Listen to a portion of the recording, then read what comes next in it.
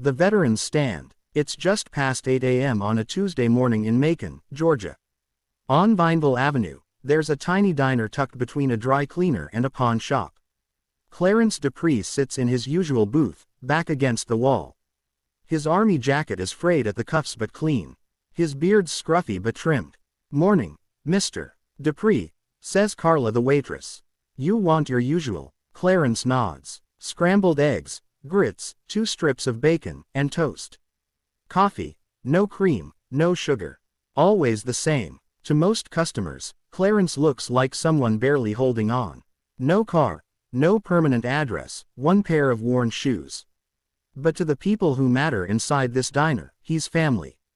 A quiet one they trust. 2 police officers walk in.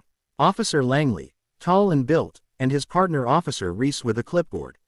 Langley's eyes fix on Clarence. "Sir, you a customer here?" he asks, walking over. Clarence nods. "I am. You buy anything? Coffee? Breakfast on the way? You got a receipt?" Carla steps in. "He's fine. He's here all the time."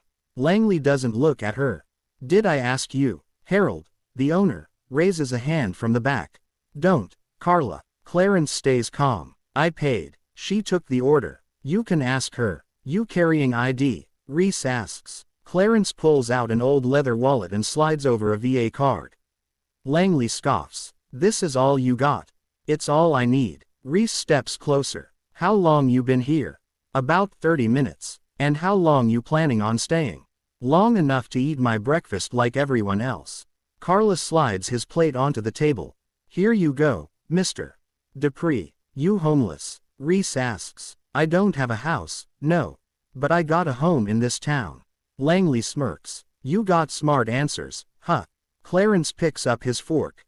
"I served in Iraq twice, came back, worked security in Alabama until my knees gave out.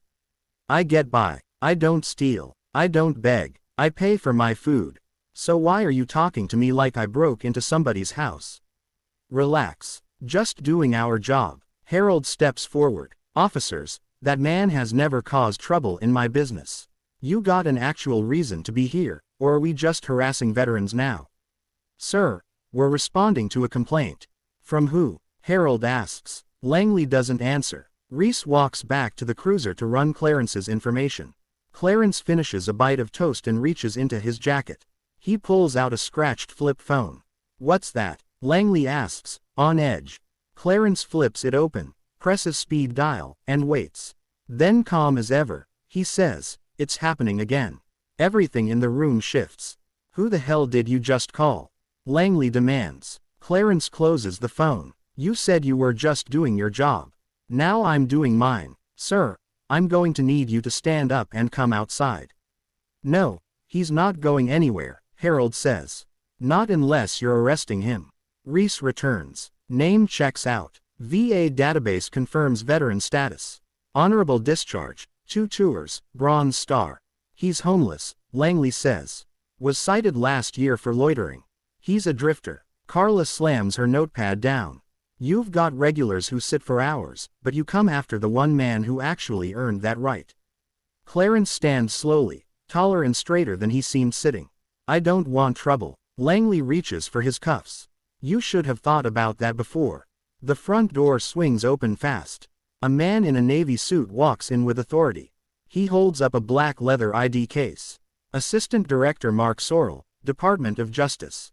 "Officers, I'm going to need your badge numbers now." Langley freezes. "Sir, we were just..." "There was no complaint," Sorrell cuts in. "We monitor certain keywords on open radio lines. You're both recorded. You were violating departmental protocol the moment you started questioning a civilian without cause. This man is a veteran, not a suspect. With all due respect, you're not our supervisor." "No, I'm your investigation." Clarence sits back down, smooth and slow, like none of this surprises him. "I suggest you both step outside now," Sorrell says quietly. The officers walk out, heads down. Sorrell sits across from Clarence. "You all right? Didn't want to call you. I know, but you were right too." Within hours, the body cam footage leaks online. The video goes viral, 400,000 views in 2 hours. By evening, it's running across national news tickers. People start digging into who Clarence really is. They find an old photo from Fallujah. Clarence in full combat gear, part of Task Force Wolfhound, a covert joint operations unit that handled hostage recovery missions. He'd saved dozens of people. No medals on walls, no speeches, just a paper trail of excellence hidden in silence. By Thursday, the Macon Police Department issues a formal statement. Protesters gather outside headquarters holding signs. I am Clarence Dupree. Officer Reese deletes his social media. Officer Langley's old Facebook comments surface, the kind that makes you wonder how he ever wore a badge. By Friday, both officers are suspended. Reese resigns. Langley refuses, but his badge hangs by a thread. Clarence receives a letter from the Secretary of Veterans Affairs apologizing, offering expedited housing, a counselor, access to a therapist. I didn't ask for this, Clarence says. No, sir, but you earned it. The following Sunday, Clarence returns to the diner. He stands and addresses the room. I'm not a hero. I didn't plan to be a story. I came in for eggs and coffee like always. Y'all saw me as a person. But some folks didn't. He taps his chest. I wore this jacket in the desert. I watched men I loved die for a country that forgets us the moment we take off the uniform. I didn't ask for praise. I asked for a seat. I didn't demand a parade. Just a plate. And still, I had to prove I belong. He pauses. There are thousands like me. You won't see them on the news. Some are homeless. Some are working jobs with bad knees and broken backs. Some just stopped talking because they got tired of being invisible. Being poor isn't a crime. Being tired isn't a weakness. And asking to be treated like a human being should never be met with suspicion. He smiles gently. We all walk into places carrying stories no one sees. So the next time you see someone who looks like they don't belong, maybe they do. Maybe they belong more than you know. Nobody claps. Sometimes the truth is loudest when it's quiet. That afternoon, Clarence uses his VA housing key for the first time. He plants roots in a neighborhood where people knock on his door to say hello, not to question him. He starts volunteering at a nearby school, speaking to kids about service, dignity, and silence. The staff simply introduce him as Mr. Dupree. You'll want to hear what he has to say. Not every hero wears a cape. Some wear jackets older than you. Some sit quietly with coffee. Some fight battles you'll never hear about. Respect doesn't come after you're gone. It should come while you're still here. So the next time you cross paths with someone who looks forgotten, speak, don't stare. Listen, don't assume, and when you can, stand up. Even if it's just by sitting down beside them. Because being forgotten is often louder than being insulted. It's the silence that cuts deepest, the way eyes slide past as if a human life were part of the background. It's the moment someone decides your story isn't worth hearing before you've even opened your mouth. And yet, sometimes all it takes to interrupt that silence is one small act of presence. One choice to acknowledge, instead of avoid. One moment of courage that says, I see you. You don't need to fix their life. You don't need the perfect words, the right advice, or a dramatic gesture that draws attention to yourself. Kindness doesn't require a stage. Often, it's quiet. It's asking a simple question and actually waiting for the answer. It's offering respect where the world has offered indifference. It's treating someone as human when others have reduced them to a label: poor, broken, different, invisible. Remember this.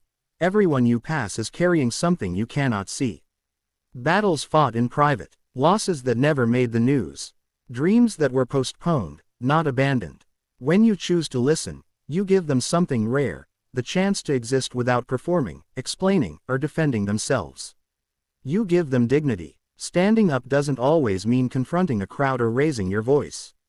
Sometimes it means refusing to join the cruelty of silence. Sometimes it means pulling up a chair when others walk away. Sitting beside someone can be an act of rebellion in a world obsessed with distance and distraction. It says, you matter enough for my time. And here's the quiet truth. When you do this for someone else, it changes you too. It softens the hard edges the world tries to carve into us. It reminds us that our shared humanity is stronger than our differences, deeper than our fears, and more enduring than our prejudices. So choose presence. Choose empathy. Choose to be the reason someone feels less alone today. You may never know how much that moment meant, but they will. And long after words are forgotten, the feeling of being seen will remain.